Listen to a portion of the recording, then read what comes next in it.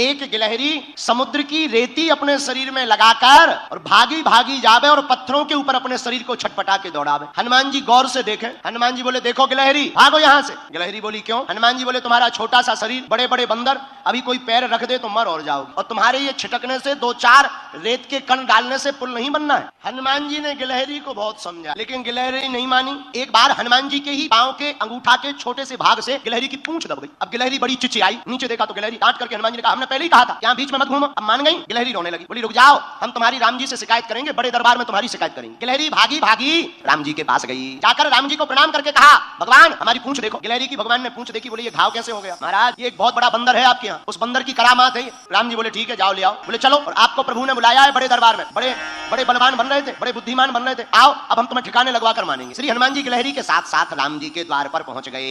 राम जी को प्रणाम किया, पर हनुमान जी ने गिलहरी से पूछा एक बात बताओ, तुम्हारे रेत के कण डालने से समुद्र का पुल बनना नहीं है, फिर भी तुम इतनी परेशान क्यों हो रही? राम जी बोले बात तो सही है, बताओ गिलहरी। गिलहरी हाथ दोनों जोड़कर बोली राम जी हमें पता है कि हमारे कारण से पुल नहीं बनना है, लेकिन इन बंदरों ने आपकी इस सेना ने बड़े बड़े पत्थर ला करके पुल बना दिया। राम जी बड़े बड़े पत्थर लगे हैं, आपके चरण बड़े कोमल हैं, पत्थर हैं ऊबड़ खाबड़, रखोगे कहीं चोट लग जाए, आपके चरणों से खून बहने लगे, तो ये बनते तो बड़े बुद्धिमान है तुम्हारे हनुमान जी, पर इन्हें ज्ञान एक रत्ती का नहीं। हम छोटे जरूर हैं पर हमें ज्ञान ठीक ठाक। राम जी बोले क्या ज्ञान है? बोले ये तुम्हारे बड़े बड़े बंदर बड़ी बड़ी सिलाएं लगा रहे, पर आपके चरण बड़े कोमल हैं, आप चलोगे तो कहीं पत्थर लग जाएगा, तो हम रेती जाकर के रेती उन पत्थरों की दरार में भरते हैं ताकि आपके चरणों में कोई चोट ना लग जावे। हनुमान जी को सुनकर आंखों से आंसू आ गए। अरे धन्य हो गिलहरी, आप धन्य हो, आपका भाव धन्य है। राम जी ने गिलहरी को अपनी हाथ में लिया, पूंछ के ऊपर हाथ रखा तो जो उसका दुख था, करुणावान करुणा निधान श्री रघुनाथ जी के हाथ रखते ही उस पूंछ का घाव ठीक हो गया और गिलहरी प्रसन्न हो गई। राम जी अपनी 3 अंगुलियां गिलहरी के ऊपर फिराए। जब राम जी ने अपनी 3 अंगुलियां गिलहरी के ऊपर फिराई, वही 3 अंगुल के निशान आज भी गिलहरी के ऊपर है।